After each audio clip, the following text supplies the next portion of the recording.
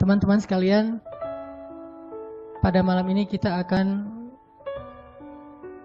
bermuhasabah dan merenungkan tentang satu hal yang saya kira tidak ada yang tidak akan terlibat emosi ketika membahas tentangnya. Satu tema yang bagi saya pribadi, tema yang sangat emosional. Mau dibuat poster kayak gimana pun, mau diistilahkan dengan judul apapun, tetapi ketika ada kata ibu dan ayah, maka itu akan langsung menyentuh sisi-sisi emosional kita semua. Karena tidak ada satupun di antara kita yang ada di rumah Allah ini, bahkan di bumi ini, yang tidak punya ayah dan ibu.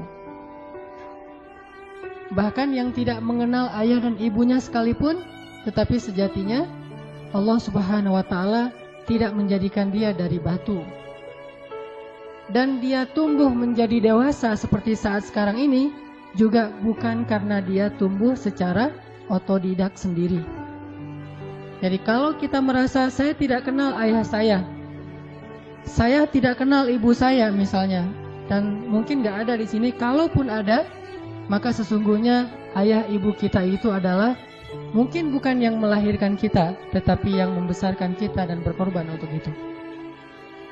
Maka saya kira tema tentang birrul walidain, uququl walidain, berbakti dan durhaka kepada kedua orang tua adalah secara pribadi tema yang paling emosional. Tema yang semua kita mengalaminya. Dan biasanya tema ini akan diwarnai dengan penyesalan. Bukan diwarnai dengan rasa syukur, tetapi penyesalan lebih besar dari rasa syukur itu. Kita bersyukur Allah Subhanahu wa Ta'ala memberikan kita orang tua. Orang tua kita mungkin sebagian besar di sini orang tuanya muslim. Dan sebagian besar juga orang tuanya adalah orang tua yang bertanggung jawab, yang habis-habisan buat anaknya. Tetapi ada yang lebih besar dari sekedar rasa syukur itu, yaitu penyesalan. Penyesalan karena kita belum sampai hari ini menunaikan hak orang tua kita.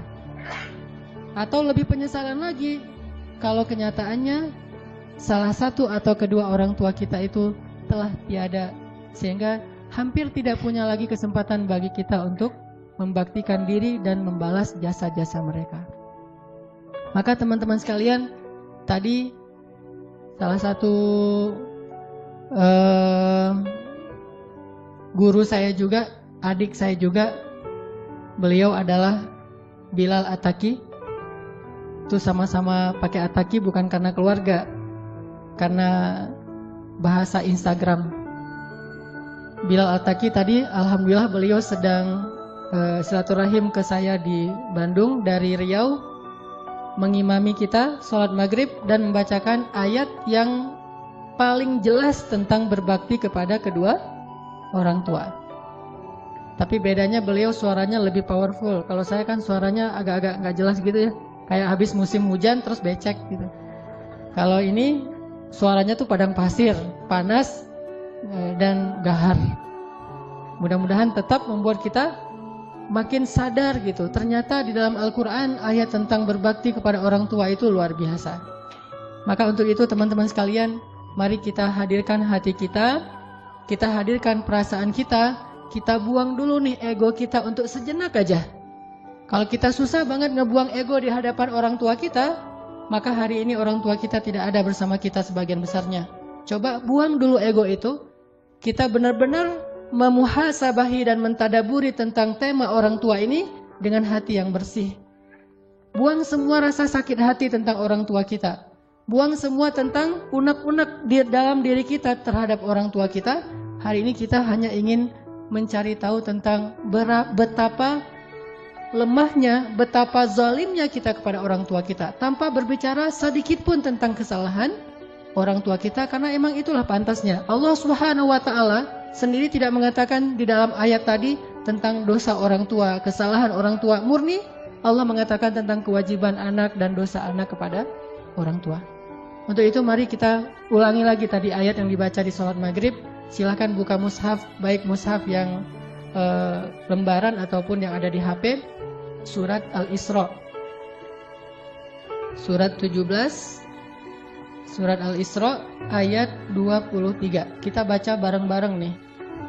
Surat tentang orang tua kita. Surat Al-Isra surat 17 ayat 23.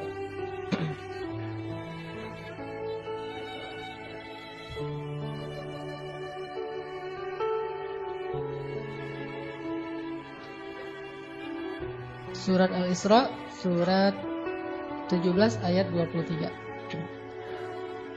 A'udzu billahi minasy syaithanir rajim. Silakan.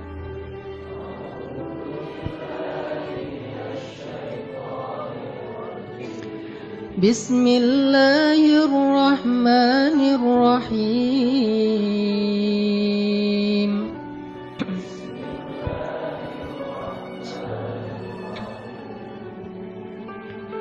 وَقَضَى رَبُّكَ أَلَّا تَعْبُدُوا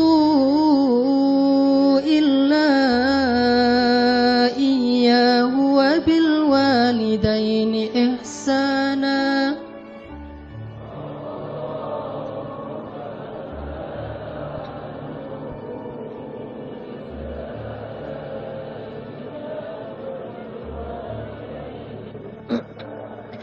إِمَّا يَبْلُغَنَّ عِندَكَ الْكِبَرَ أَحَدُهُمَا أَوْ كِلَاهُمَا فَلَا تَقُل لَّهُمَا أُفٍّ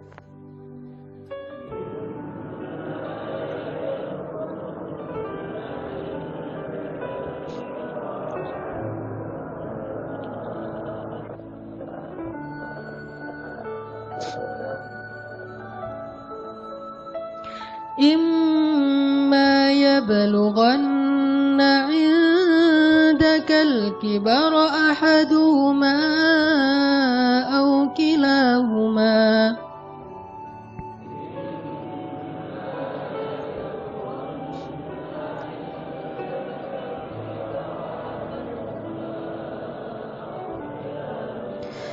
فلا تقل لهما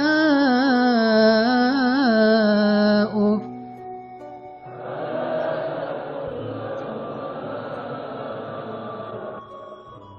ولا تنهرهما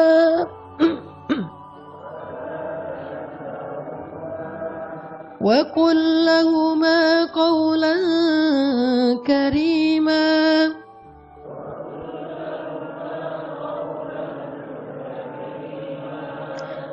فلا تقل لهما أف ولا تنهرهما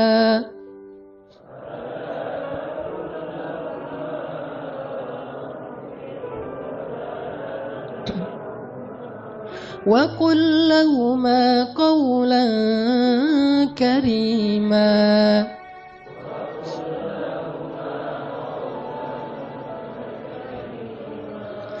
واخفض لهما جناح الذل من الرحمة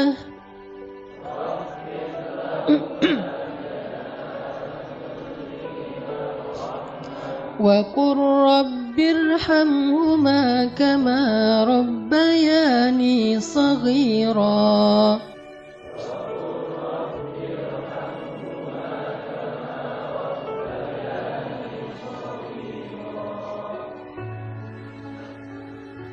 Dan Tuhanmu telah memerintahkan supaya kamu tidak menyembah selain Dia, dan hendaklah kamu berbuat baik kepada ibu bapakmu dengan sebaik-baiknya. Jika salah seorang di antara keduanya atau kedua-duanya sampai berusia lanjut dalam pemeliharaanmu, maka sekali-kali janganlah kamu mengatakan kepada keduanya perkataan uf, dan janganlah kamu membentak mereka, dan ucapkanlah kepada mereka perkataan yang mulia. Dan rendahkanlah dirimu terhadap mereka dengan penuh kasih sayang, dan katakanlah, Ya Rabbana, kasihanilah mereka berdua sebagaimana mereka telah mendidik aku sejak kecil. Wa qur rabbirhamhuma kama rabbayani shaghira, dan katakanlah, Ya Rabbi, kasihanilah mereka berdua sebagaimana mereka telah menyayangi dan membesarkan kami dari sejak kami masih kecil. Teman-teman yang dirahmati Allah Subhanahu wa taala, coba kita renungkan, coba kita hitung selama kita hidup dan sadar bahwa kita hidup bersama orang tua kita tinggal di rumah orang tua kita makan hasil jerih payah dari ayah kita, hasil dari masakan ibu kita yang kadang dia tidak bercerita bahwa ketika memasak ikan buat kita, dia kena minyak yang panas, dia terbakar, dia mungkin capek, subuh-subuh, malam dia kurang tidur karena merawat adik kita yang masih bayi, tapi sebelum subuh dia udah harus bangun dan mempersiapkan segala sesuatu untuk kita. Dan tidak pernah mengeluh sama sekali di hadapan kita. Bahkan dia tidak mau mengeluh ketika kita menyakiti perasaannya. Coba renungkan dengan jujur, selama kita hidup bersama orang tua kita, berapa kali kita mengatakan uffin kepada kedua orang tua kita? Berapa kali kita bilang uff kepada ayah ibu kita? Padahal waktu itu ayah ibu kita belum merepotkan kita sama sekali. Sama sekali belum merepotkan kita. Justru kita yang merepotkan kedua orang tua kita. Dalam keadaan merepotkan mereka pun, coba hitung berapa kali kita menghardik, mencela, atau menyela pembicaraan mereka. Berapa kali kita mengatakan kalimat-kalimat membantah uffin kepada orang tua kita. Padahal kita yang sedang dalam tanggungan mereka dan merepotkan kehidupan mereka. Merepotkan ayah kita, merepotkan ibu kita, tapi bisa-bisanya kita dalam keadaan kayak gitu mengatakan uffin kepada mereka berdua. Lalu bayangkan bagaimana kalau mereka yang suatu saat atau mungkin sekarang sedang agak sedikit mengganggu privasi kita, kenyamanan hidup kita, dengan mulai ada sedikit keluhan-keluhan, mungkin tulangnya mulai sering sakit-sakitan, mungkin dia sering harus dibawa ke rumah sakit, mungkin karena jarang dijenguk oleh anaknya, dia sering telepon, sering SMS, mungkin dia caper. Kalau dalam keadaan yang dia sudah semakin lemah, dan lemah itu hasil perjuangannya untuk kita, makanya akhirnya dia menjadi lemah, jadi sakit-sakitan, semua itu adalah bukti dari pengorbanannya untuk kita. Kalau dalam keadaan kayak gitu, maka akan seberapa sering lagi kita mengatakan uffin terhadap orang tua kita. Makanya Allah Subhanahu wa taala dengan tegas mengatakan, kalau keduanya dalam pemeliharaan kalian. Artinya apa? Sekarang berbalik. Dulu kalian berada dalam pemeliharaan mereka. Mereka sabar.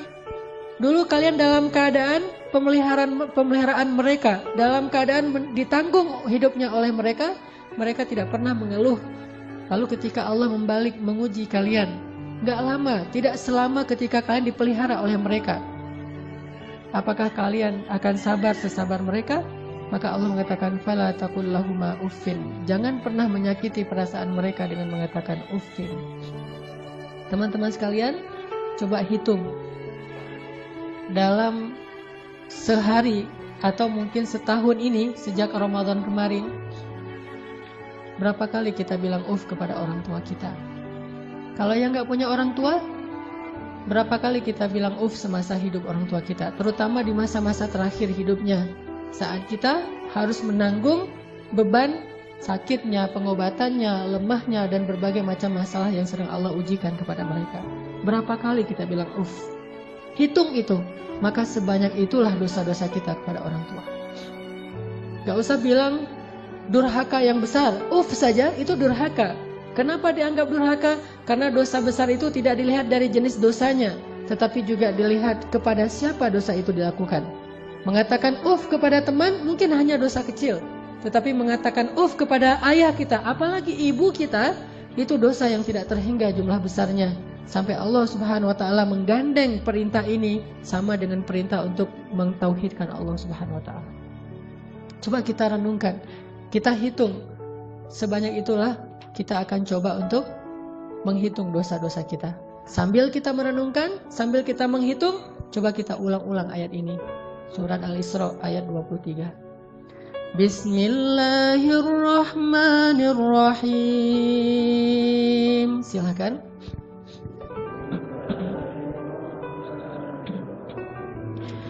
وَقَضَى رَبُّكَ أَلَّا تَعْبُدُوا إِلَّا إِيَّاهُ وَبِالْوَالِدَيْنِ إِحْسَانًا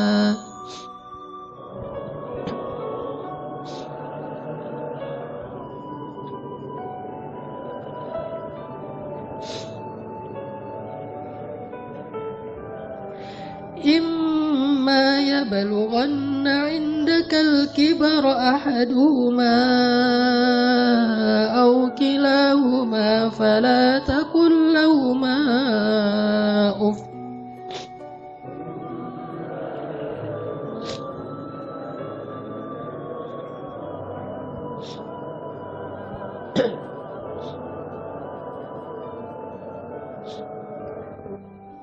Coba ingat, seandainya orang tua kita mulai sepuh, udah tua renta, apakah pernah ada adegan dalam kehidupan kita membentak orang tua kita sampai orang tua kita merasa ketakutan kepada anaknya sendiri? Orang tua kita nggak berani untuk mengatakan keinginannya, ingin dibuatkan atau ingin dimasak, ingin dibelikan satu masakan kesukaan dia. Saking takut dan saking kagetnya orang tua kita terhadap sikap kita yang pernah memarahi, membentak, bahkan kadang mencela orang tua kita. Coba ingat adegan itu yang pernah terjadi di suatu pagi di rumah kita kepada orang tua kita. Adegan yang pernah terjadi di suatu malam di hadapan orang tua kita. Bahkan kadang kita pernah memarahi orang tua kita sampai dia malu di hadapan orang banyak, di hadapan saudara-saudara kita, di hadapan saudara-saudaranya, di hadapan orang banyak yang dia tidak kenal, mungkin di jalan, mungkin di pasar, mungkin di mal, mungkin dimanapun. Karena kita kecewa kepada orang tua kita, lalu kita marahi orang tua kita habis-habisan di depan orang banyak. Sampai orang tua kita merasa sedih, kecewa, lalu merasa takut kepada anak yang dulu sering dia gendong, anak yang dulu dikecup keningnya. Tetapi ketika anak ini merasa sudah mampu, sudah punya segalanya dan orang tuanya dalam keadaan lemah, dengan sombong dia membentak orang tuanya, dengan sombong dia memarahi orang tuanya tanpa pernah peduli dan tidak pernah lagi ingat bagaimana dulu dia diperlakukan oleh ayah ibu. Ingat, adegan itu pernah terjadi dalam kehidupan kita. Kalau kita merasa kita tidak pernah melakukan itu, mungkin kita adalah seorang pelupa. Saya kira orang seperti kita yang dulu pernah masa-masa kelam, pernah nggak stabil emosinya, pernah mengalami masa-masa sulit. Saya kira semua kita pernah ngalamin masa ketika kita benar-benar menyakiti perasaan ayah dan ibu kita. Kita buang semua jasa mereka, lalu kita mengatakan kalimat-kalimat yang seolah-olah kita adalah anak yang tidak pernah mendapatkan kebaikan dari orang tua kita. Ayah kita diam ketika dimarahi oleh kita, dan dia tidak pernah mengatakan, dulu kamu pernah seperti ini tapi saya sabar. Dulu saya habis-habisan berkorban untuk kamu, saya korbankan semuanya, saya siang malam mencari nafkah untuk kamu. Ayah kita tidak pernah mengatakan itu di hadapan kita. Dia tetap sabar menanggung semua ucapan-ucapan dan bentakan dari anaknya. Apalagi ibu kita. Apakah dia mengandung kita 9 bulan hanya untuk ketika kita lahir lalu membentaknya? Dia mengandung kita 9 bulan dalam kepayahan, gak bisa duduk, gak bisa tidur, gak bisa berdiri, jalan kemana-mana berat. Apakah hanya untuk melahirkan seorang anak yang congkak, sombong, yang kemudian membentak ibunya hanya karena kesalahan kecil yang dilakukan ibunya? Ingat, adegan itu pernah terjadi dalam kehidupan kita. Lalu coba baca perintah Allah. Sehingga pantas jika Allah Subhanahu wa Ta'ala sangat murka kepada anak sesoleh apapun dia, ahli tahajud sekalipun, tinggal di Masjidil Haram sekalipun, kalau dia durhaka kepada ayah ibunya, ini tidak ada nilainya di mata Allah Subhanahu wa Ta'ala. إما يبلغن عندك الكبر أحدهما أو كلاهما فلا تقل لهما أف.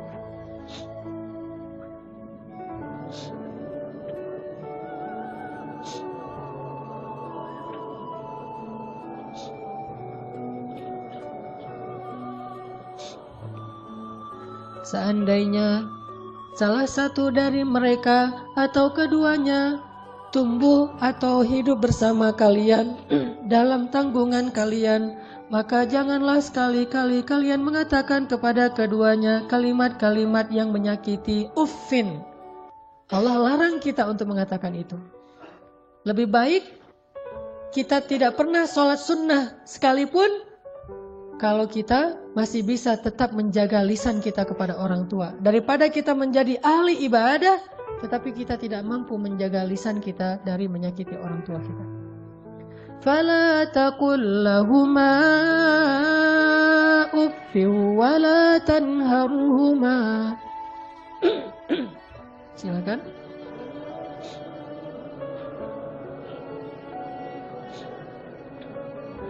فلا تقل لهما أف ولا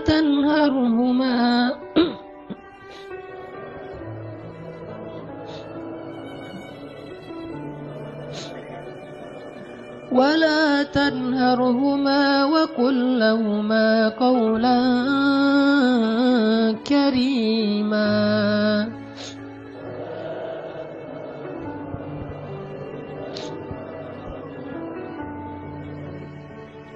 Fala taqul lahuma uffin. Kalimat uff ini adalah kalimat ketika seorang anak tidak mau mendengar ucapan nasihat dari orang tuanya. Dia berpaling, maka itu adalah kalimat uff. Dia tidak mengabaikan apa yang diucapkan oleh orang tuanya adalah kalimat uff. Orang tuanya belum selesai berbicara, dia sudah pergi, itu adalah kalimat uff. Orang tuanya memberikan usulan tetapi bagi dia itu sesuatu yang tidak penting, maka itu kalimat uff. Semua kalimat mengabaikan yang menyakiti perasaan orang tua kita adalah kalimat uff. Sedangkan wala tanharhuma adalah kalimat seorang anak yang merasa lebih benar daripada orang tuanya. Kalimat sombong, kalimat yang seorang anak merasa lebih tahu daripada orang tuanya. Atau bisa jadi orang tuanya melakukan satu kesalahan kecil, lalu anaknya melarang orang tuanya melakukan kesalahan itu. Ibu, jangan malu-maluin saya di depan umum. Ayah nggak usah seperti itu. Melarang orang tuanya melakukan sesuatu yang menurut dia tidak pantas, itu termasuk wala tanharhuma. Jangan larang dia. Biarkan dia melakukan apa yang dia kehendaki selama itu bukan dosa besar. Bahkan apalagi urusan-urusan sepele di rumah tangga kita. Mungkin dia melakukan sesuatu yang nggak berkenan bagi kita. Katakanlah misalnya dia memakai baju yang menurut kita tidak selalu pantas. Katakanlah dia beradab dengan adab yang tidak terlalu kita senangi. Jangan larang dia, tetapi ajaklah dia bicara yang baik-baik. Jangan pernah melarang dia melakukan sesuatu yang membuat dia merasa disalahkan, yang membuat dia merasa sensitif, karena semua itu masuk wala tanharhuma. Terus apa yang harus kita lakukan?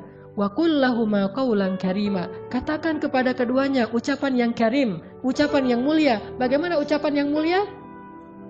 Disertai dengan senyum dari anaknya, dengan suara yang lemah lembut, dengan tetap menjaga perasaan orang tuanya. Itulah qaulan karimah. Tapi kalau kita mengucapkan kalimat yang paling benar sekalipun, bahkan tentang perintah Allah sekalipun, kita bilang kepada orang tua kita, atau kita larang orang tua kita dari berbuat satu kesalahan. Misalnya ibu kita membicarakan tentang orang lain, dia menggibah karena dia tidak paham bahwa itu dosa. Dia menggibah, dia tidak pernah ngaji seperti kita, karena gak punya waktu sebanyak kita. Dia sibuk mengurus kita. Suatu saat dia menggibah tentang saudaranya, tentang keluarga, tentang orang lain. Maka jangan larang dia dengan cara yang membuat dia merasa sakit hati, membuat dia merasa tersinggung. Walaupun dia salah dan kita yang benar, kita mengatakan kalimat yang baik, yaitu kalimat yang, ibu jangan menggibah orang lain, ibu itu dosa besar dan seterusnya, yang membuat dia sedih, itu termasuk wala tanharhuma. Terus apa yang harus kita katakan? Katakan qaulan karima. Pilih kalimat yang paling baik, yang bahkan belum pernah kita ucapkan semasa hidup kita. Bahkan kepada pacar kita, istri kita, suami kita, orang yang paling kita cintai pun kita belum pernah katakan kalimat sebaik itu. Katakan itu kepada orang tua. Mereka lebih berhak dapat kalimat yang terbaik dari anaknya. Siapa suami kita? Sehingga kita memilih kata-kata yang paling santun untuknya, tapi kita tidak menyedekahkan kata-kata itu untuk orang tua kita. Siapa istri kita? Pengorbanan apa yang sudah diberikan istri kita? Dia hanya datang dalam kehidupan kita karena melihat situasi kita, melihat diri kita, melihat kepribadian kita, hasil dari perjuangan orang tua kita. Harta kita yang sudah mapan, pekerjaan kita yang sudah jelas, kemudian penampilan kita yang menarik. Semua ini hasil pengorbanan orang tua kita, lalu istri kita mengambil manfaat darinya. Siapa dia untuk kita lebih dahulukan daripada ayah ibu kita? Apalagi orang yang bukan siapa-siapa dalam kehidupan kita, tidak ada hubungan apapun selain pertemanan, yang kemudian kita menyebutnya sebagai kekasih kita. Apakah dia lebih berhak mendapatkan qaulan karimah daripada ayah ibu kita? Makanya Allah mengatakan, wa qul lahuma qaulan karimah. Selalu tersenyum ketika berbicara kepada orang tua kita, bahkan dalam kondisi ketika kita tidak nyaman perasaannya, dalam kondisi kecewa sekalipun, dalam kondisi tersinggung sekalipun, kita berhak untuk tersinggung, tetapi kita tidak berhak untuk mengekspresikannya di hadapan orang tua kita.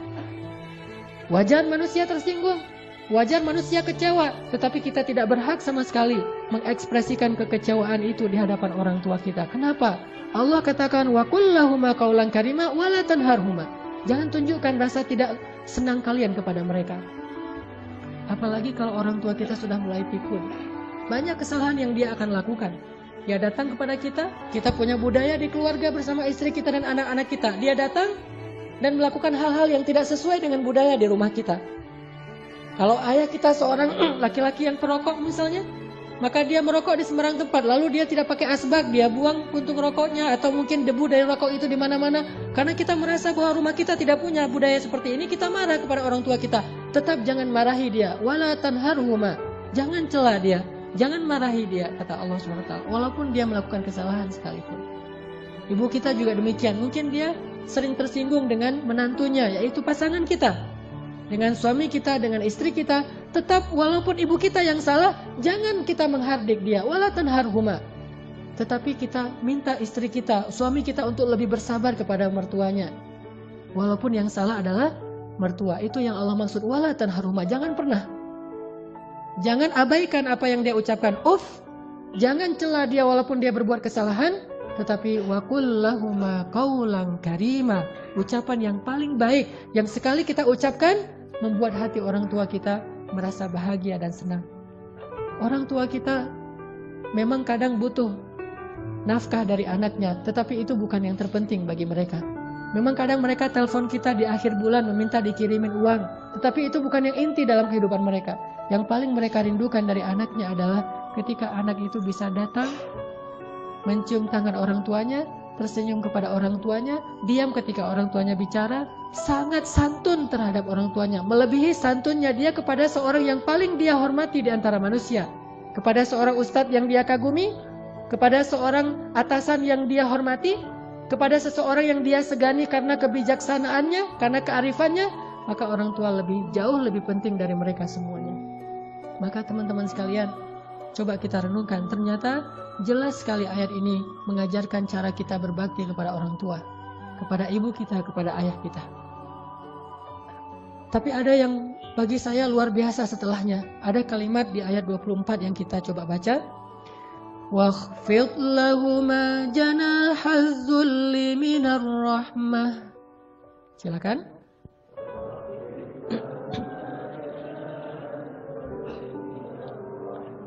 واخفض لهما جناح الذل من الرحمة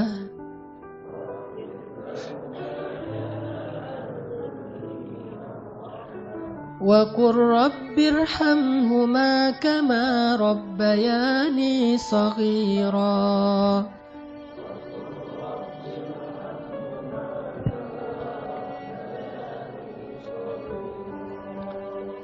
Dan rendahkanlah dirimu terhadap mereka berdua dengan penuh rasa kasih sayang. Rendahkan dirimu. Kalau dalam bahasa Arab kalimat wakhfid lahuma janahaz dzul itu adalah kalimat ketika kita merasa tidak ada apa-apanya dibandingkan mereka.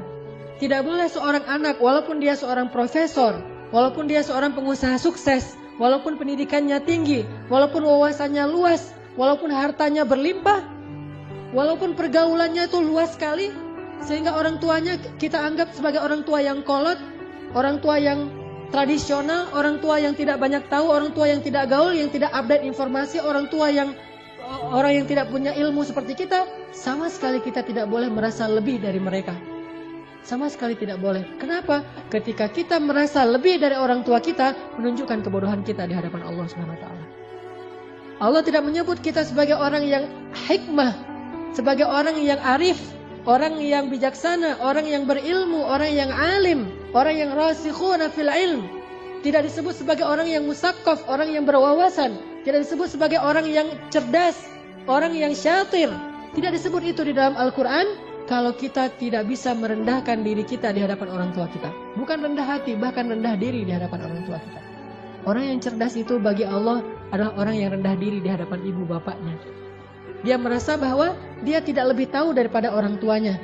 Walaupun dia tahu lebih daripada orang tuanya, tetapi dia tidak pernah merasa lebih tahu daripada orang tuanya. Sehingga ketika orang tuanya bicara, dia bisa menghargai semua yang diucapkan orang tuanya. Tidak mengatakan, itu nggak penting. Apa yang diucapkan orang tuanya menurut dia sesuatu yang tidak realistis. Zaman sudah berubah dan seterusnya dan seterusnya. Bahkan secara tidak sengaja, kadang kita mentertawakan ucapan orang tua kita. Kita mentertawakan kekolotan orang tua kita yang kadang-kadang tidak dia sengaja dia tunjukkan di hadapan kita dan anak-anak kita. Bahkan kadang kita mengajak pasangan kita, kita mengajak anak-anak kita untuk semuanya mentertawakan nenek mereka, mertua mereka, ayah atau ibu kita di hadapan orang banyak. Bakti seperti apa ini? Seorang anak kepada ayahnya dan kepada ibunya. Ketika kita sama-sama bersama keluarga kita, anak kita yang udah pintar megang gadget, istri kita yang di tangannya selalu ada HP. Sementara kita juga sibuk dengan ke pekerjaan kita. Apa yang ada di tangan ibu kita? Foto anaknya, foto kita ketika kita masih kecil. Dia rindu masa-masa ketika dia bisa memeluk anaknya yang sudah lama tidak memeluknya. Tapi dalam situasi kayak gitu kita mentertawakan orang tua kita. Siapa kita? Apakah kita menjadi seperti sekarang ini tanpa pengorbanan dari mereka? Maka Allah mengatakan wakhfid lahuma janahadzulli minar rahmah. Rendahkan dirimu di hadapan orang tuamu beserta dengan kasih sayang. Rendahkan diri dengan kasih sayang. Bahkan kalau kata Nabi, ketika ada seorang laki-laki yang menawarkan diri untuk berjihad bersama Rasulullah, Rasulullah bertanya, apakah ibumu masih hidup? Dia mengatakan, ya Rasulullah, ilzam rijlaiha. Apa kalimatnya? Ilzam rijlaiha. Ilzam itu adalah terus menerus. Rijlai artinya dua kaki. Ha adalah perempuan. Maka terus meneruslah kamu seolah-olah berbakti kepada ibumu dengan kalimat terus meneruslah kamu mencium kaki orang tuamu atau ibumu. Disuruh cium kaki ibu kita oleh Rasulullah, ilzam rijlaiha, karena sesungguhnya di bawah kaki ibu kita saking rendahnya surga di mata Allah dibandingkan seorang ibu. Ternyata surga itu di bawah telapak kaki ibu. Ilzam rijlaiha kata Rasul. Bukan berjihad. Bagi kamu khusus bagi sahabat ini tidak berlaku bagi yang lain, tetapi ini pelajaran tetap sunnah Nabi.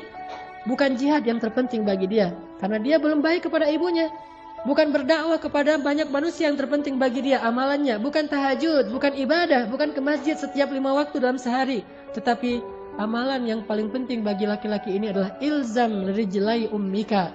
Maka ilzamlah, tunduklah kamu dan selalulah kamu berada di kaki ibumu. Selalulah kamu berada di kaki ibumu. Gak pantas bahkan seorang anak dengan kesombongan dia duduk di atas, ibunya di bawah. Atau setidaknya dia berduduk sama rata dengan ibunya. Anak yang paling cerdas, yang paling arif, yang paling dicintai Allah itu justru dia selalu duduk di bawah kaki ibunya. Dia manja kepada ibunya, dia memijit-mijit kaki ibunya yang mungkin dulu di masa yang dia masih kecil lelah. Bukan lelah sekarang, apa sih ibu mah kerjaan dari pagi tidur aja. Mungkin sekarang dia tidak lelah karena dia sudah tidak banyak pekerjaan, tetapi dia pernah sangat-sangat lelah ketika membesarkan kita. Maka kalau dulu kita tidak pernah memijit kakinya, sekarang kita balas. Kita mijit-mijit kaki ibu kita. Kita tanya ibu-ibu mau dipijit di bagian mana, di pundak atau di kaki atau di lengan. Pasti dia akan mengatakan tidak usah. Kalaupun dia meminta, maka kita berbahagia karena ibu kita menunjukkan apa yang harus kita lakukan. Sampai seorang salafus salih, ketika ibunya meninggal, dia menangis. Orang bertanya, ya Syekh, kenapa Anda menangis? Bukankah ibu Anda ini meninggal dalam keadaan baik, dia orang yang solehah dan seterusnya, dan semuanya juga akan kembali kepada Allah. Kenapa Anda menangis? Apa kata salafus salih ini? Saya menangis karena saya tahu bahwa mulai hari ini pintu surga itu telah tertutup untuk saya. Sejak ibu saya meninggal, berarti pintu surga itu telah tertutup untuk saya. Maka berbahagialah teman-teman sekalian yang masih punya ayah dan ibu. Apalagi ketika ayah dan ibu itu sudah semakin dalam tanda kutip merepotkan kita. Maka justru saat itulah Allah Subhanahu wa ta'ala memberikan kita pintu surga yang sangat lapang untuk kita masuki. Bersabarlah.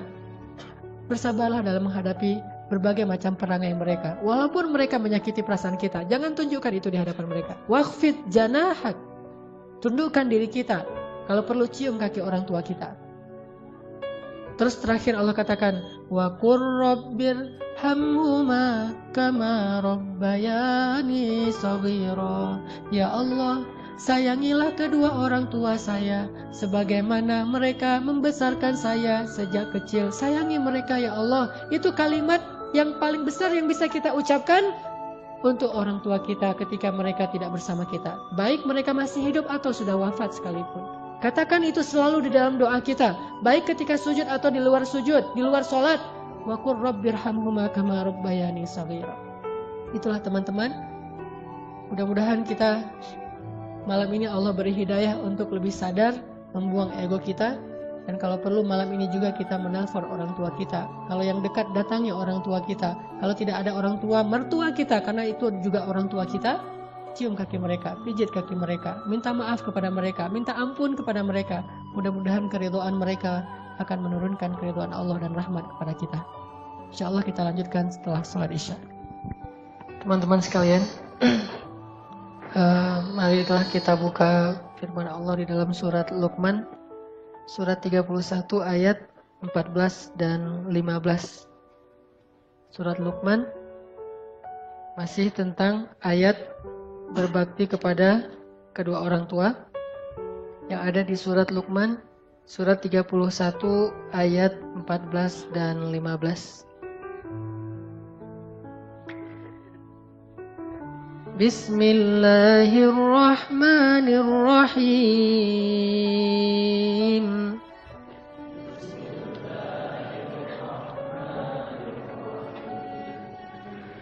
ووصينا الإنسان بوالديه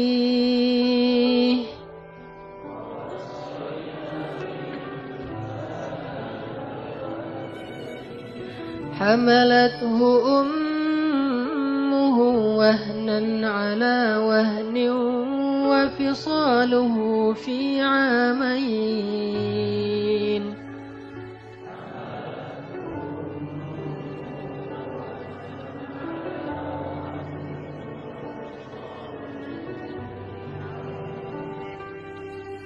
أن اشكر لي ولوالديك إلي المصير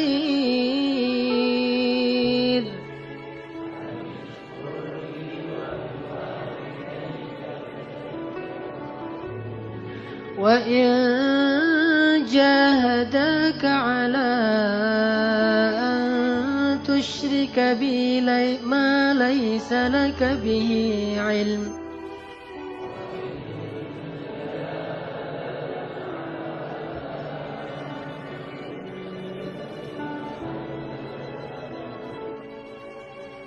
على أن تشرك بي ما ليس لك به علم فلا تطعهما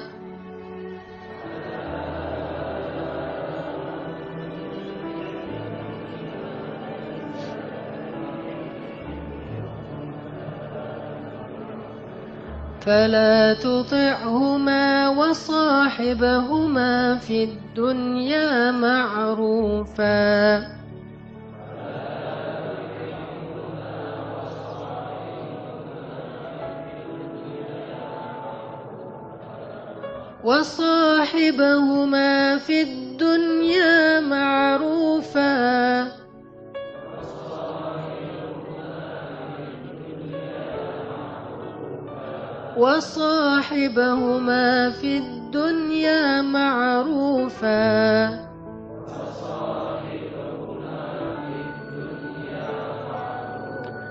وصاحبهما في الدنيا معروفا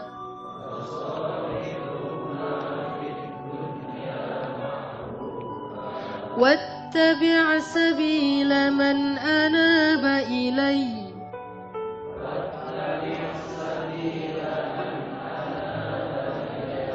ثم إلي مرجعكم فأنبئكم بما كنتم تعملون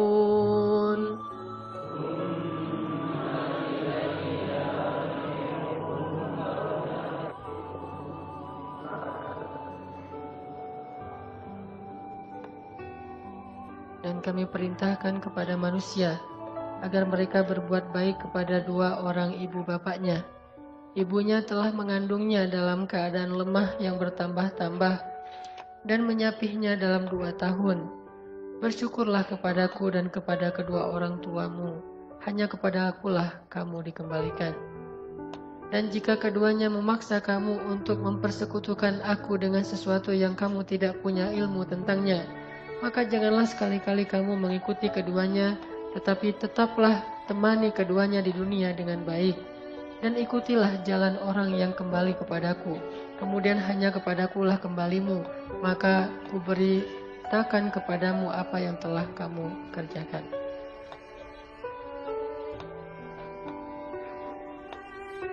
Teman-teman sekalian, di dalam ayat 14 Allah Subhanahu wa taala menyinggung sedikit sekali tentang jasa ibu kita kepada kita. Yaitu yang paling luar biasa adalah ketika ibu kita mengandung kita dalam keadaan kepayahan. Apalagi kalau misalnya yang tahu bahwa dulu orang tua kita itu susah, orang tua kita itu miskin, orang tua kita itu serba kekurangan, dan saat sedang mengandung kita, ibu kita itu dalam keadaan sangat-sangat kurang gizinya. Dia lemah karena kurang makanannya, karena kurang gizinya, kurang vitamin, tetapi tetap berusaha untuk terus bisa memberikan yang terbaik buat anaknya. Tetap berusaha untuk berikhtiar. Bahkan dia menjaga dirinya agar jangan sampai karena kesalahannya terus bisa berakibat kepada anaknya. Bisa membuat kita cacat. Kalau ibu kita nggak jaga makan, mungkin kita bisa cacat. Kalau ibu kita nggak menjaga pola hidupnya, mungkin kita nggak akan normal. Intinya orang tua kita sejak mengandung kita itu udah berkorban untuk kita, terutama ibu kita. Dan nggak lepas juga dari pengorbanan ayah kita. Udah gitu menyapih di sini mulai dari sejak menyusui sampai selesai disapi. Ini artinya bahwa Allah Subhanahu Wa Taala ingin mengingatkan kita sebagai anak, jangan lupa kepada jasa orang tua. Dan bentuk ingatnya jasa orang tua itu adalah bentuk syukur kita kepada mereka. Apa kata Nabi? Man la yashkurun nas la yashkurullah. Siapa yang tidak bisa bersyukur kepada manusia atau berterima kasih kepada manusia, maka dia tidak bisa bersyukur kepada Allah. Jadi kalau kita ingin bersyukur kepada Allah, maka kita salah satu bentuknya adalah bersyukur kepada manusia. Dan orang yang paling berhak untuk kita syukuri nikmatnya adalah ibu dan ayah kita. Bersyukurlah kepada mereka, lalu kepada Allah Subhanahu Wa Taala pastinya, maka Allah Subhanahu Wa Taala akan menambahkan nikmat kepada kita. Arti bersyukur, setidaknya kita mengakui bahwa orang tua kita itu berjasa dalam hidup kita. Karena dalam syukur itu ada 3 rukun syukur, ada 3 syarat syukur. Kalau 3 syarat ini tidak terpenuhi, maka kita tidak disebut orang yang bersyukur. 1, i'tiraf. I'tiraf itu artinya mengakui. Orang tidak disebut bersyukur kepada Allah kalau dia mengaku bahwa nikmat ini hasil jerih payah dirinya sendiri, hasil kreasinya sendiri, hasil kehebatan dia, bukan dari Allah. Ini nggak bersyukur, walaupun dia bilang alhamdulillah. Tetapi kalau dia nggak mengatakan hadza min fadli rabbi, seperti kata Sulaiman, ini anugerah dari Allah bukan karena saya, seperti kata Zulkarnain, maka itu baru disebut bersyukur, i'tiraf. Maka bersyukur kepada orang tua berarti kita mengakui bahwa orang tua kita sangat berjasa kepada kita. Kalau kita melupakan itu, kita mengabaikan itu, kita mendelete, kita menghapus semua kebaikan orang tua kita dalam sejarah hidup kita, maka kita sudah kurang 1 rukun syukur, disebut tidak bersyukur kepada orang tua. Dan itu durhaka. Yang kedua rukun syukur itu selain i'tiraf adalah tahadduts bin ni'mah. Kita membicarakan nikmat itu. Dan salah satu bentuk membicarakan nikmat atau tahadduts bin ni'mah kalau kepada Allah itu adalah dengan menampakkan nikmat itu di hadapan orang banyak. Sebagaimana Utsman bin Affan memakai pakaian yang baik, pakaian yang baru, pakaian yang rapi. Lalu ditanya oleh orang-orang di sekitarnya, "Ya Utsman, kenapa kamu suka sekali memakai pakaian-pakaian yang bagus?" Kata Utsman, "Sesungguhnya Allah seandainya memberikan nikmat kepada hamba, maka Allah suka untuk kalau hamba itu menampakkan nikmat Allah, memperlihatkan nikmat Allah, tidak menyembunyikan nikmat Allah." Dan itu bentuk tahadduts bin ni'mah. Selain ngebicarain, bisa juga dengan cara menampakkan, mendemokan. Nah, bentuk syukur kita kepada orang tua kita, tahadduts bin ni'mahnya adalah kita harus membicarakan tentang jasa orang tua kita, ibu kita, dengan pasangan kita, kita bicara dengan istri kita, suami kita, tentang ibu kita, tentang ayah kita. Dan itu sangat-sangat pantas untuk dibicarakan. Atau kita tunjukkan bahwa ini hasil dari perjuangan ayah dan ibu saya dalam bentuk mendemokan kasih sayang mereka dalam kehidupan kita. Terus yang ketiga, rukun syukur itu adalah tasrif fi mardhatillah, membelanjakan nikmat itu kepada hal yang diridhoi oleh Allah. Berarti kalau bersyukur kepada ibu dan ayah kita, kita gunakan semua kebaikan yang telah diamanahkan oleh orang tua kita terhadap hal-hal yang disukai dan disenangi oleh orang tua kita. Sehingga kalau orang tua kita, ibu kita mengandung kita, menyusui kita, memberi kita vitamin sampai kita jadi sehat, IQ kita bagus, kita cerdas, lalu semua itu membuat kita menjadi sombong, bahkan mencela orang tua kita, ini tidak masuk rukun syukur, tidak tasrif fi mardatillah, tidak membelanjakan nikmat itu kepada hal yang diinginkan oleh pemberinya. Maka kalau kita sadar bahwa kita dapat semua jasa dari orang tua kita, kemudian kita mengekspresikannya dalam bentuk demo kehidupan kita, maka yang terakhir adalah kita mencoba untuk menggunakan semua potensi baik dan nikmat itu ke dalam hal-hal yang diridhoi oleh orang tua kita. Ini syukur, kata Allah. Terus di ayat 15 Allah katakan, kalau keduanya memaksa kamu, jahadak. Memaksa itu ada yang dengan cara baik. Kalau dengan cara baik itu namanya bukan maksa, membujuk. Yang namanya memaksa itu dengan cara yang tidak baik, dengan membentak, dengan memukul, dengan mengancam. Siapa yang diancam dan disakiti oleh orang tuanya sendiri? Ibrahim. Qala araghibun anta an alihati ya Ibrahim. Hai Ibrahim, kenapa kamu benci sekali dengan Tuhan-Tuhanku ya Ibrahim? La illam tantahi la arjumannak wahjurni maliya. Kalau kamu gak berhenti ya Ibrahim, aku rajam kamu. Gimana dirajam? Diikat di pohon kurma, kemudian dilemparin rame-rame sama dengan batu. Ya Ibrahim, kalau kamu tidak berhenti, aku rajam kamu. Atau pergilah kamu, terusir dari negeri Irak sejauh-jauhnya. Apa kata Ibrahim? Ibrahim berkata, qala salamun alaik. Ini teladan kita, Nabi Ibrahim. Qala salamun alaik. Salam. Kalimat yang baik kepada ayahnya yang udah mengancamnya, yang udah menyiksanya, yang udah membakarnya, lalu mengusirnya. Dalam keadaan terusir dari rumahnya, dari negerinya bersama istri tercinta Sarah, Ibrahim mengatakan, salamun alaik ya abati. Salam bagimu hai abati, semoga ayah selamat, semoga ayah selamat. Ya abati, lima ta'budu ma la yasma' wa la yubsir wa la yughni 'anka syai'a. Masih menggunakan bahasa yang karimah, bahasa yang lembut. Ya abati. Dalam bahasa Arab, memanggil ya abi itu sudah lembut, tetapi ini lebih lembut dari ya abi, yaitu ya abati. Ya abati, padahal ayahnya memanggil Ibrahim bukan ya bunayya, bukan anakku tersayang, tapi ya Ibrahim, panggilan yang kasar sekali. Lalu ancaman yang sangat luar biasa, diusir, disakiti, disiksa, termasuk diserahkan kepada Namrud untuk dibakar. Ayahnya memfitnah Ibrahim, tetapi panggilannya ya abati inni akhafu an yamassaka 'adzabun minar rahman. Wahai ayahku tersayang, aku khawatir ayah nanti akan diazab oleh Allah karena dosa-dosa ini. Wahai ayahku, dengan panggilan yang lembut. Ketika diancam dia mengatakan, qala salamun alaik. Salam. Semoga ayah tetap selamat, semoga ayah selamat. Kemudian qala salamun alaik. Sa'astaghfiru laka rabbi innahu kana bi hafiya. Ya Allah, ampunkanlah ayah saya. Ya Allah, ampunkanlah ayah saya. Terus mendoakan ayahnya. Wa a'tazilukum. Terpaksa aku harus meninggalkan kalian dengan apa yang kalian sembah, dan aku akan menghadapkan diriku kepada Allah. Enggak sama sekali menyakiti perasaan ayahnya. Enggak sama sekali mengatakan ya kafir. Padahal ayahnya seorang penyembah berhala, bahkan yang membuat berhala itu untuk disembah, lalu mengajarkan kaumnya cara menyembah berhala buatannya sendiri. Azar. Kenapa dia tidak mengatakan wahai orang yang paling kafir? Yang lain kafir, kamu yang paling kafir. Kamu yang membuat Tuhan-Tuhan palsu, lalu kamu mengajarkan ritual cara menyembah Tuhan palsu. Kamu juga ikut memimpin menjadi imam mereka dalam menyembah Tuhan yang palsu. Ya kafir. Tidak. Ya abadi, salamun alaik. Wahai ayahku tersayang, keselamatan bagimu. Sa'astaghfiru laka rabbi. Aku akan meminta ampun untukmu, wahai ayah. Dia pergi meninggalkan ayahnya dengan sedih. Bukan sedih karena berpisah saja, tetapi sedih belum bisa membawakan hidayah untuk ayahnya. Inilah seorang anak yang paling berbakti pada orang tua. Makanya kata Allah, wa in jahadak, Mungkin kita datang ke Masjid Al-Latif.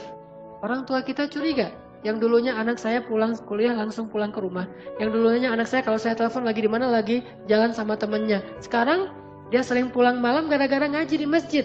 Yang pengajiannya ayah kita atau ibu kita belum tahu seperti apa. Mereka takut dengan berbagai macam isu di televisi, apalagi habis kejadian di Paris dan seterusnya, dengan munculnya ISIS dan seterusnya.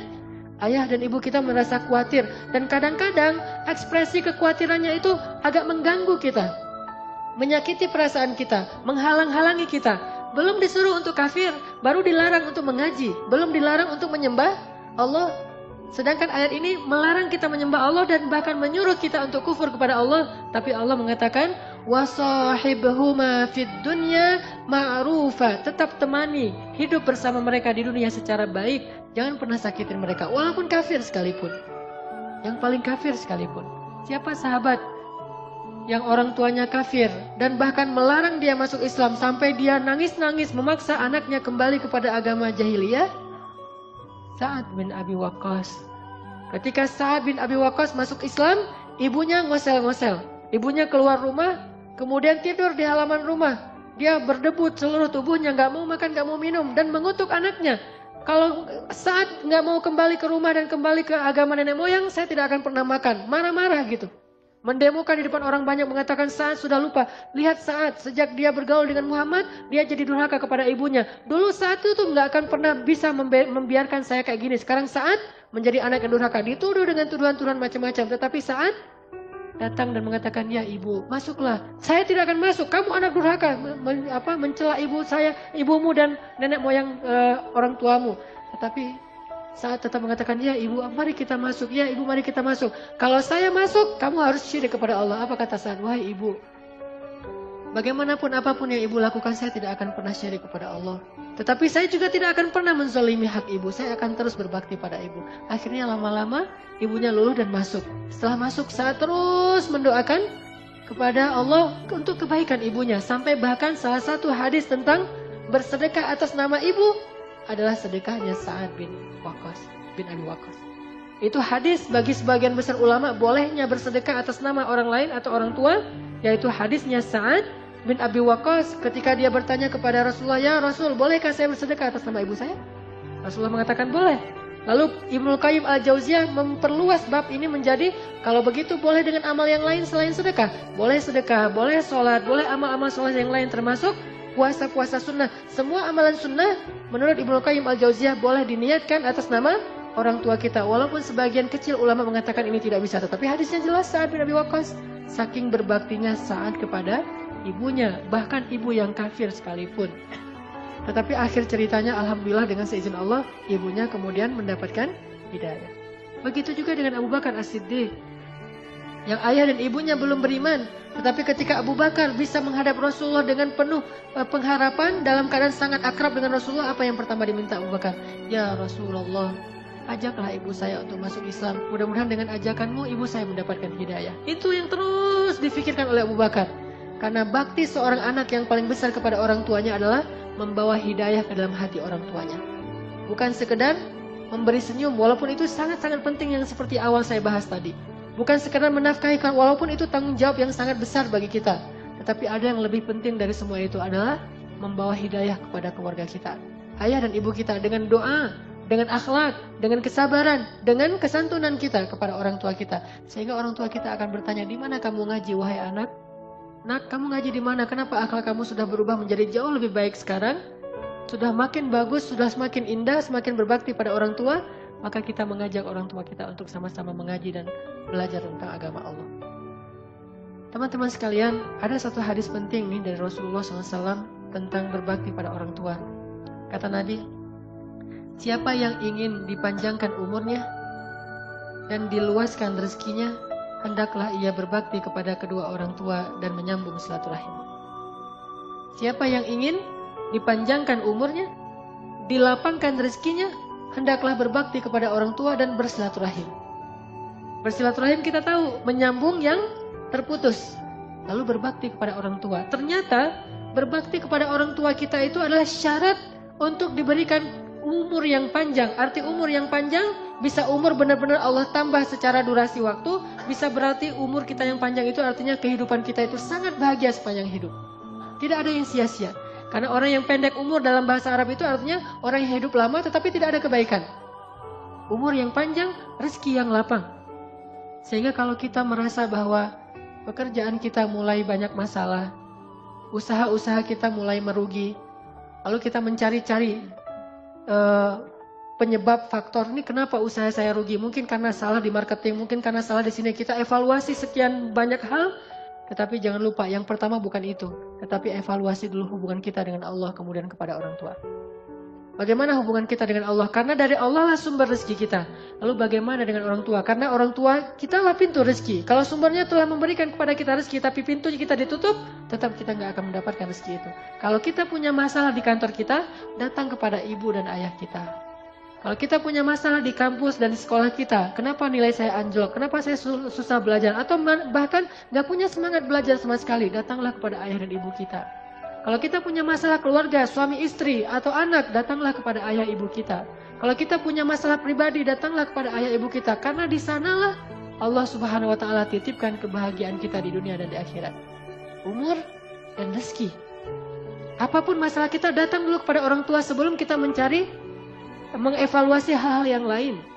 Sebelum kita mengevaluasi cara belajar kita, atau les kita, atau pekerjaan kita, atau karir kita, atau kesalahan-kesalahan kita yang lain yang sifatnya teknis, yang pertama yang harus kita evaluasi adalah bagaimana hubungan kita dengan orang tua kita. Udah berapa lama kita tidak datang kepada orang tua kita? Udah berapa lama kita tidak telepon orang tua kita? Termasuk masalah jodoh sekalipun.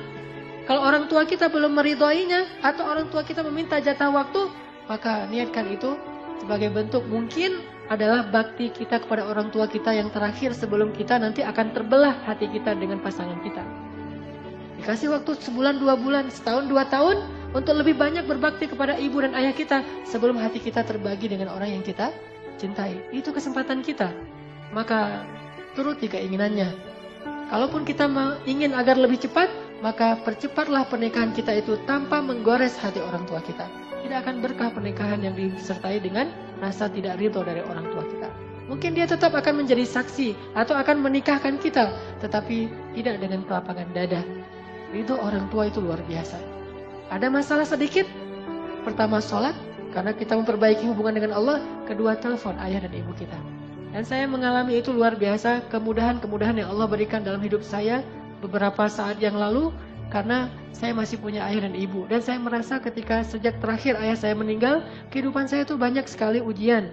Lalu saya mencoba untuk memuhasabahi diri saya. Oh, ternyata mungkin saya belum terlalu dekat, belum terlalu banyak berbakti kepada mertua saya. Saya coba memperbaiki hubungan saya dengan mertua. Setelah memperbaiki hubungan dengan mertua, ternyata Allah bukakan lagi kebaikan-kebaikan dan kemudahan dalam urusan hidup saya. Kalau bukan karena doa ibu saya, mungkin saya tidak akan bertahan lama di Mesir. Saya pernah cerita beberapa kali bagaimana saya berangkat ke Mesir tanpa modal sama sekali. Di kantong saya itu nggak ada uang sepersen pun. Satu-satunya modal saya adalah doa dari ibu saya yang mengantarkan saya ke bandara. Dan yang membuat saya sedih, tanpa saya ketahui ternyata saat di bandara itu adalah saat terakhir saya bertemu dengan ibu saya. Dan tidak akan bertemu lagi, kecuali mudah-mudahan harapannya bertemu di surga. Kenapa? Ketika saya berangkat ke Mesir, 4 tahun berselang kemudian ibu saya menjadi korban tsunami dan meninggal dunia. Dan alhamdulillahnya yang saya syukuri, seminggu sebelum terjadi tsunami, alhamdulillah Allah gerakkan hati saya sehingga saya telepon ibu saya. Saya ngobrol panjang lebar, itu telepon yang paling panjang antara saya dengan ibu saya seminggu sebelum terjadi tsunami. Dan saya masih terngiang-ngiang nasihat dari ibu saya. Di sini ada adik saya, dia tahu hari-hari terakhir, saat subuh terakhir bagaimana keadaan ibu saya, yang beliau biasanya tuh habis sholat subuh itu cuma berdoa sebentar kemudian sibuk dengan urusan rumah. Tapi hari itu alhamdulillah habis sholat subuh ibu saya tidak berhenti berzikir. Terus sampai terjadi gempa. Dari azan subuh sampai jam 9 kurang lebih terjadi gempa, beliau dalam keadaan terus berzikir dan alhamdulillah meninggalnya dalam keadaan tenggelam atau kena tsunami, dan itu salah satu meninggal yang mendapatkan pahala syahid. Tetapi ada hal yang perlu saya ambil pelajaran di sini. Bagi kita yang masih punya orang tua, jangan berpikir bahwa kita akan bisa menemani mereka dalam waktu yang lama. Kita tidak tahu usia kita atau usia orang tua kita. Selagi ada kesempatan, raih pintu surga itu. Karena ketika mereka sudah kembali kepada Allah, berarti saat itu juga pintu surga telah ditutup dari jalan orang tua kita.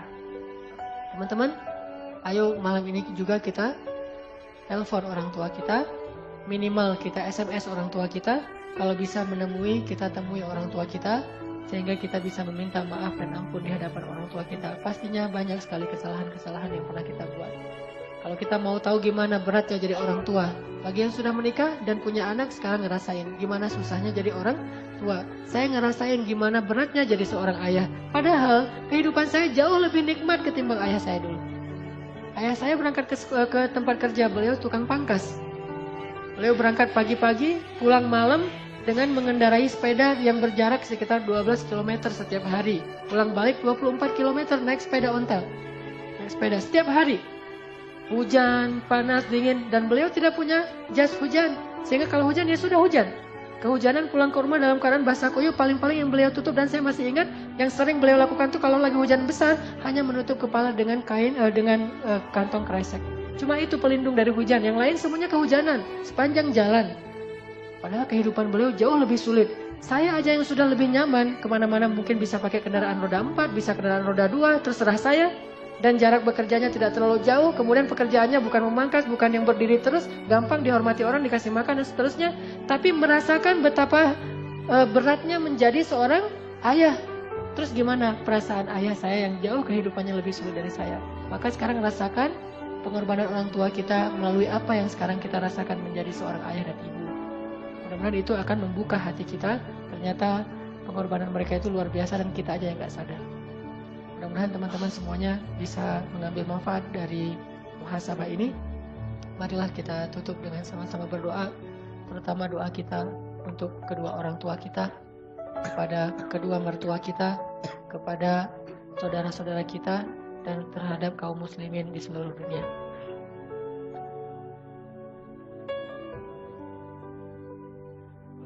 Dan juga di sini ada saudara kita yang sedang sakit orang tuanya, yaitu Bapak Haji Undang Misdan bin Sukarta, sedang dirawat di Rumah Sakit Boromeus dalam keadaan sedang sakit keras. Mudah-mudahan Allah Subhanahu wa taala meringankan, mengangkat, menyembuhkan penyakitnya, lalu memberikan pahala dengan ujian sakit ini berupa ampunan dosa dan diangkat derajatnya dan diberikan kesabaran baik bagi beliau maupun bagi keluarganya.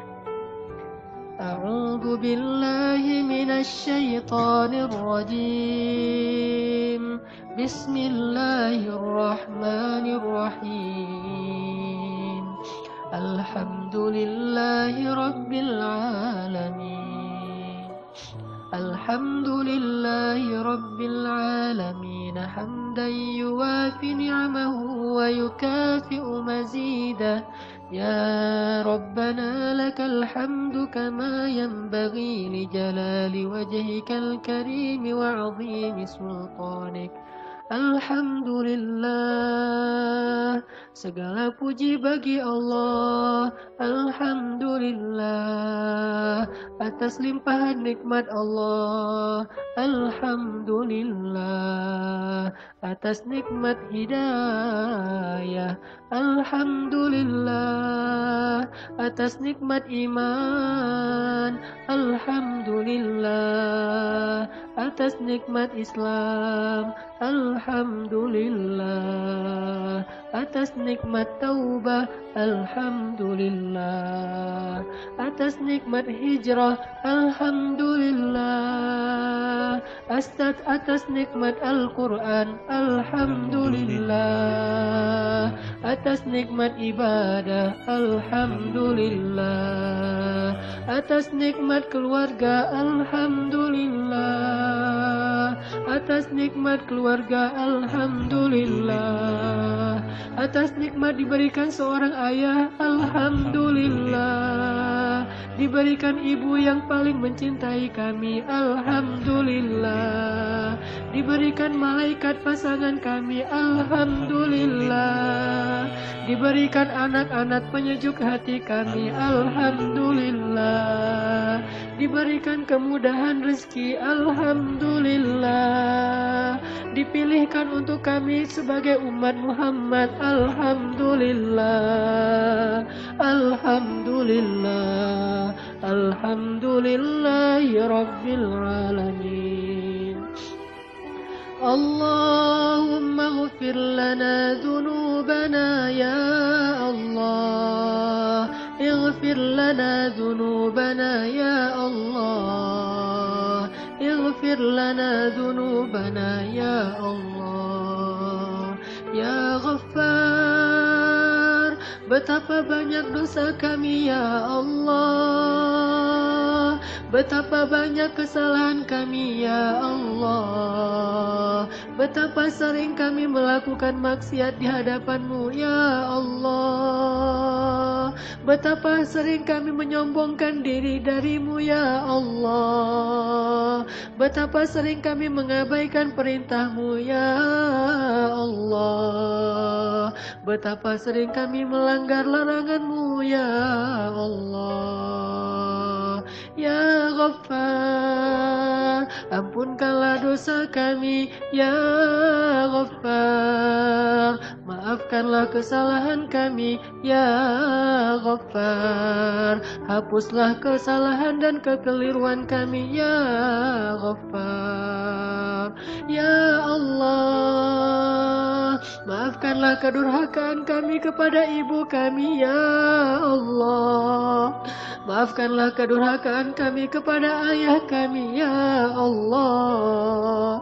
Sering kami menyakiti perasaan mereka ya Allah, sering kami menyakiti perasaan ayah kami ya Allah, sering kami menyakiti perasaan ibu kami ya Allah.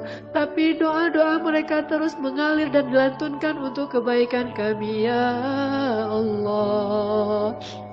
Ya Allah, kami durhaka kepada ayah kami ya Allah, kami melupakan jasa mereka ya Allah, kami menuduh mereka zalim padahal mereka berkorban untuk kami ya Allah.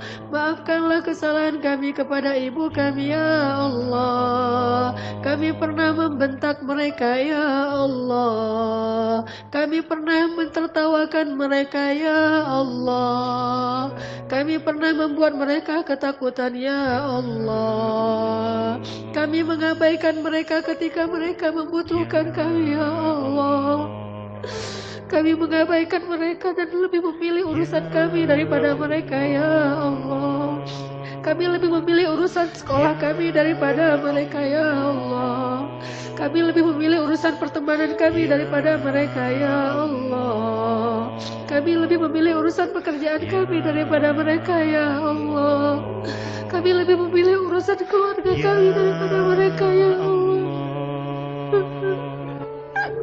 Ya Maafkanlah kami ya Allah. Ya Ya Maafkanlah kami ya Allah. Kami lebih memilih kesenangan kami ya Allah. Kami pura-pura sibuk padahal kami tidak terlalu sibuk ya Allah. Kami pura-pura tidak ada waktu padahal kami punya banyak waktu luang untuk hal lain ya Allah. Kami membiarkan mereka sakit sendiri dan hanya dirawat oleh seorang pembantu ya Allah. Kami hanya menelpon dari kejauhan dan tidak mendatangi mereka ketika mereka butuh kami ya Allah. Maafkan kami ya Allah. Bahkan ketika mereka wafat kami tidak datang untuk mensalati mereka ya Allah. Ketika mereka wafat kami tidak memandikan mereka ya Allah. Padahal ketika nafas terakhir mereka hembuskan hanya kami yang mereka ingat ya Allah. Ya Allah. Ya Allah.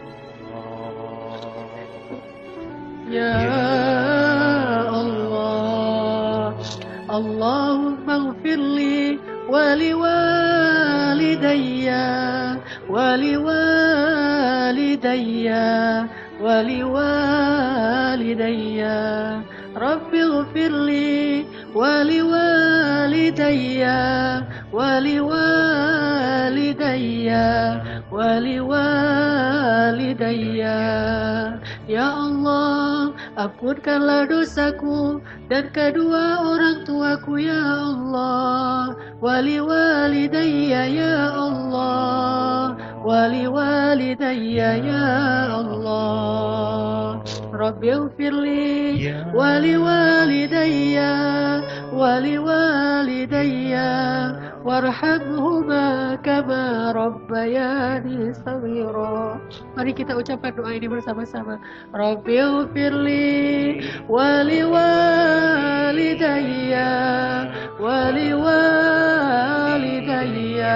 Ingat wajah ibu kita. Wali walidayya. Rabbighfirli wali walidayya. Ingat wajah ayah kita. Wali walidayya. Ingat wajah ibu kita. Wali walidayya. Rabbighfirli wali walidayya. Ingat ketika kita menyakiti perasaan mereka. Ingat ketika kita mengucapkan kata-kata yang menghardik mereka. Ingat ketika kita mengacaukan mereka. Ingat ketika kita menzalimi hak mereka. Wali walidayya, wali walidayya, warhamhuma ya Allah, warhamhuma ya Allah, warhamhuma ya Allah, warhamhuma ya Allah, warhamhuma ya Allah, warhamhuma ya Allah, warhamhuma ya Allah. Kirimkan doa kita kepada orang tua kita yang telah meninggal dunia, kepada orang tua kita yang sangat merindukan doa kita di dalam alam kubur mereka. Kirimkan doa kita untuk orang tua kita, ayah dan ibu kita yang sekarang berada di dalam alam barzakh. Mereka sangat butuh doa-doa dari kita. Wali walidayya, wali walidayya, wali walidayya. Ayo kita doakan bersama-sama. Rabbighfirli wali walidayya, wali walidayya, wali walidayya. Rabbighfirli wali walidayya. Mudah-mudahan doa kita akan mengangkat derajat orang tua kita. Mudah-mudahan doa kita akan membahagiakan orang tua kita di kuburnya. Mudah-mudahan doa kita akan menggugurkan dosa-dosa orang tua kita. Wali walidayya, wali walidayya, wali walidayya, warhamhuma ya Allah, warhamhuma ya Karim, warhamhuma ya Rahim, warhamhuma ya Rabbal Alamin. Rabbighfirli wali walidayya, wali walidayya, wali walidayya, warhamhuma ya Allah, warhamhuma ya Karim, warhamhuma ya Rahim, kama rabbayani shaghira. Allahumma firli wa liwalidayya warhamhuma kama rabbayani shaghira. Rabbana hab lana min azwajina wa dhurriyyatina qurrata a'yun waj'alna lil muttaqina imama. Ya Allah, jadikanlah kesalahan-kesalahan kami kepada orang tua kami tidak lagi terulang kepada anak-anak kami ya Allah. Kedurhakaan kami kepada ayah ibu kami tidak lagi terulang kepada anak-anak kami ya Allah. Jangan Engkau jadikan kekasaran sifat kami kepada orang tua kami ditiru oleh anak-anak kami kepada kami ya Allah. Anugerahkanlah kepada kami anak-anak yang berbakti kepada kedua orang tuanya ya Allah. Rabbana atina fid dunya hasanah wa fil akhirati hasanah wa qina adzabannar. Subhanakallahumma wa bihamdika asyhadu an la ilaha illa anta astaghfiruka wa atubu ilaik. Assalamualaikum warahmatullahi wabarakatuh.